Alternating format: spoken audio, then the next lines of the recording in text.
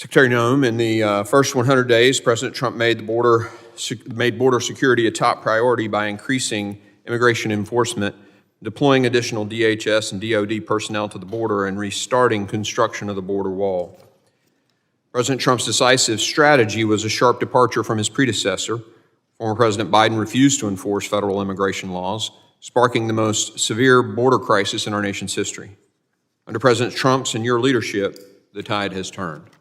Secretary Noem, which of the president's decisive actions do you believe sent the strongest message to both the cartels and would-be illegal border crossers that the United States is no longer open for exploitation?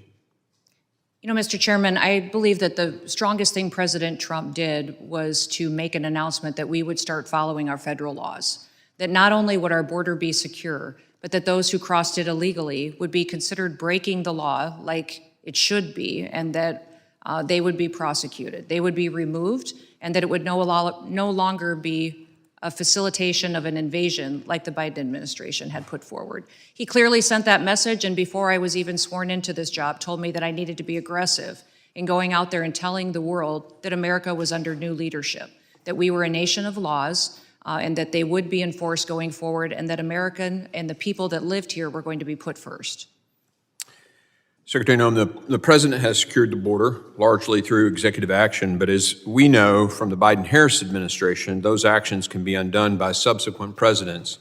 What are the top 2 to 3 security immigration enforcement policies that Congress must act urgently to codify so they are no longer executive orders but federal law? We know President Trump has specifically asked that the executive orders that he's put into place be codified into law so they could be long-lasting. So I'd encourage this body to look at everything that he has put forward in an executive order to see if it could be permanently enacted to secure our nation. I would say enforcement and clarity on what parole is, what asylum is, give us some clarity to make sure that that is something that would be long-standing, interpreted as to how it was intended when the original law was passed, and then ensuring that we have the ability to take action when criminals are in this country, continue to focusing on getting them out of their country and how those diplomatic relations work with repatriating their citizens back home. Secretary Noem, as I mentioned in my opening statement, you inherited an unprecedented border crisis. In the last 4 years, a total of over 1,700 known or suspected terrorists were apprehended at the border. In the 4 years prior to that, it was 1,700. From your perspective as DHS Secretary, can you highlight how the open border policies of the last administration increased the risk to American families when it came to violent criminals and terrorists entering the country? Absolutely.